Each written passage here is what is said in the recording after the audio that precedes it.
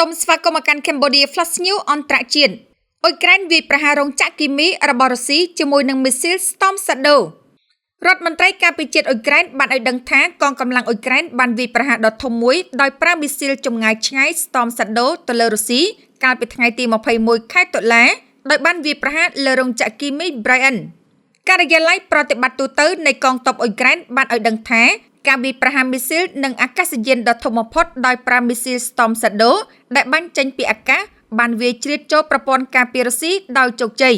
ប្រតិបត្តិការនេះត្រូវបានធ្វើឡើងដោយកម្លាំងអាកាសអ៊ុយក្រែនរួមបញ្ចូលគ្នាជាមួយនឹងកម្លាំងជើងទឹកនិងជើងគោកនិងអង្គភាពយោធាផ្សេងទៀតការវាយប្រហារបានបំផ្លាញរោងចក្រគីមី Brian ក្នុងតំបន់ Brian របស់រុស្ស៊ីទាំងស្រុងនេះបើតាមការិយាល័យប្រតិបត្តិទូទៅផលវិបាកនៃការវាយប្រហារនេះកំពុងស្ថិតក្រោមការវាយតម្លៃសារព័ត៌មាន The Q Independent មិនអាចផ្ទៀងផ្ទាត់ព័ត៌មានទាំងនេះបានដោយឯករាជ្យនៅពេលចេញផ្សាយនោះទេរោងចក្រគីមី Brian ផលិតគ្រាប់រំសេវកាំភ្លើងសារធាតុផ្ទុះនិងសមាសធាតុប្រៃឥន្ធនៈមីស៊ីលដែលរុស្ស៊ីប្រើសម្រាប់ការប្រើប្រាស់ក្នុងគ្រាប់មីស៊ីលនិងគ្រាប់បែកដែលបានបាញ់ទៅលើអ៊ុយក្រែនការិយាល័យប្រតិបត្តិទូទៅបានពណ៌នារោងចក្រនេះថាជាអាជីវកម្មសំខាន់នៅក្នុងសហគមន៍យោធាឧស្សាហកម្មរបស់រុស្ស៊ី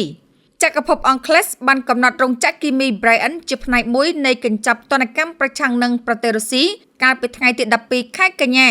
រោងចក្រនេះនឹងត្រូវបានដាក់ទណ្ឌកម្មដោយសហរដ្ឋអាមេរិកផងដែរ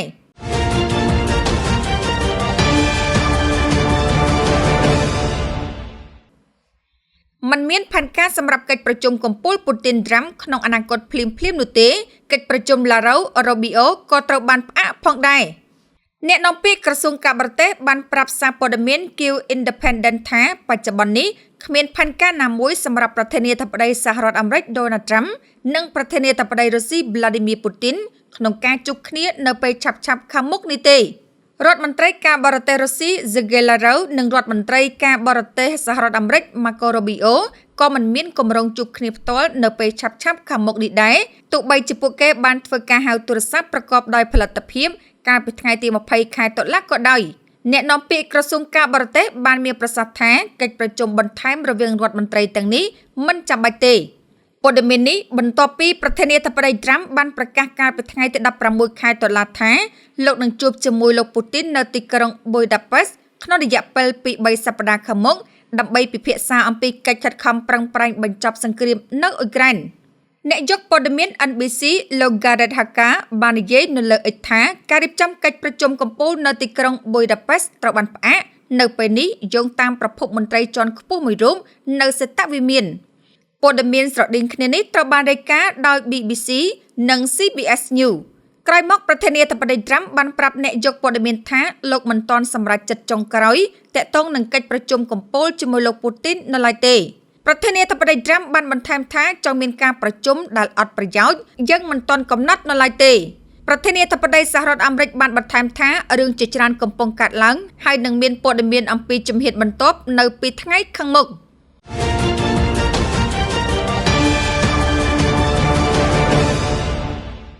ជាលើកដំបូងរុស្ស៊ីបានដឹកជញ្ជូនប្រេងទៅកាន់រោងចក្រចម្រាញ់ប្រេងថ្មីរបស់ Zorzi ក្រុមហ៊ុនរុស្ស៊ី Rosneft បានដឹកជញ្ជូនប្រេងដំបូងទៅកាន់រោងចក្រចម្រាញ់ប្រេងថ្មីរបស់ Zorzi Kolevi នេះបើតាមរបាយការណ៍របស់ Reuters កាលពីថ្ងៃទី21ខែតុលាដោយយោងទៅលើប្រភពឧស្សាហកម្មដែលមិនបានបញ្ចេញឈ្មោះនិងទិន្នន័យតាមដានការដឹកជញ្ជូននេះវាទូកដឹកប្រេង Kazeri បានដឹកជញ្ជូនប្រេងឆៅចំនួន 15340 តោនពីកំពង់ផែ Novorossiysk របស់រុស្ស៊ីទៅកាន់ Khovyly Oil Terminal កាលពីថ្ងៃទី6ខែតុលាយោងតាមភ្នាក់ងារព័ត៌មាននេះកើតឡើងក្នុងពេលដែលទំនាក់ទំនងរវាងមូស្គូនៅទីក្រុង Tbilisi កំពុងកើនឡើងក្រោមការដឹកនាំរបស់គណបក្ស Georgian Dream រោងចក្រ Khovyly ដែលជារោងចក្រចម្រាញ់ប្រេងដំបូងរបស់ប្រទេស Georgia បានចាប់ផ្ដើមដំណើរការកាលពីដើមខែនេះក្នុងការខិតខំកាត់បន្ថយការពឹងផ្អែកលើការនាំចូលប្រេងឥន្ធនៈក្នុងដំណាក់កាលដំបូងរោងចក្រនៅតាមឆ្នេរសមុទ្រខ្មៅនេះមានគោលបំណងចម្រាញ់ប្រេងឆៅប្រមាណ 1.2 លានតោនក្នុងមួយឆ្នាំរុស្ស៊ីក៏កំពុងស្វែងរកទីផ្សារថ្មីៗសម្រាប់ការនាំចេញបន្ទាប់ពីការដាក់ទណ្ឌកម្មខ្នាតធំដឹកនាំដោយលោកខាងលិចដែលបានដាក់ចេញបន្ទាប់ពីការឈ្លានពានពេញលេញរបស់ខ្លួនលើប្រទេសអ៊ុយក្រែននៅឆ្នាំ2022 Georgia និងរុស្ស៊ីបានបញ្ចប់ទំនាក់ទំនងការទូតជាផ្លូវការ បន្ទាប់ពីសង្គ្រាមនៅឆ្នាំ 2008 និងការកាន់កាប់ទឹកដីពីតំបន់របស់ Georgia បន្ទាប់មកទៀតគឺ Abkhazia និង South Ossetia ដោយរុស្ស៊ី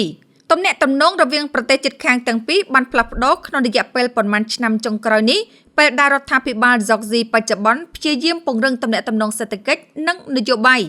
គណៈបក Georgian Dream ដែលកាន់អំណាចតាំងពីឆ្នាំ 2012 ក៏ត្រូវបានចោទប្រកាន់ពីការធ្លាក់ចុះនៃលទ្ធិប្រជាធិបតេយ្យនិងការក្លាយបន្លំបោះឆ្នោតផងដែរបន្ទាប់ពីការអះអាងថាទទួលបានជ័យជំនះក្នុងការបោះឆ្នោតសភាឆ្នាំ 2024 ការបង្ក្រាបយ៉ាងហិង្សាលើបាតកោបន្ទាប់ពីការបោះឆ្នោតបានជំរុញឲ្យមានការដាក់ទណ្ឌកម្មពីលោកខាងលិចនិងធ្វើឲ្យមានការសង្ស័យលើបំណងចង់ចូលជាសមាជិកសហភាពអឺរ៉ុបរបស់ Tbilisi ការតវ៉ាបានផ្ទុះឡើងម្ដងទៀតបន្ទាប់ពីគណៈបកកាន់អំណាចអះអាងថាទទួលបានជ័យជំនះម្ដងទៀតនៅក្នុងការបោះឆ្នោតក្នុងស្រុកកាលពីខែតុលាទំនាក់ទំនងរវាង Georgia និងអ៊ុយក្រែនក៏កាន់តែអាក្រក់ដែរដោយគណៈបកកាន់អំណាច Georgia បានចោទប្រកាន់មន្ត្រីនិងពលរដ្ឋអ៊ុយក្រែនជាប្រចាំអំពីការចងសម្ព័ន្ធផ្នែកឧក្រិដ្ឋកម្មរួមទាំងការចោទប្រកាន់ថាមានការវាយប្រហារទម្លាក់រដ្ឋាភិបាលនៅឆ្នាំ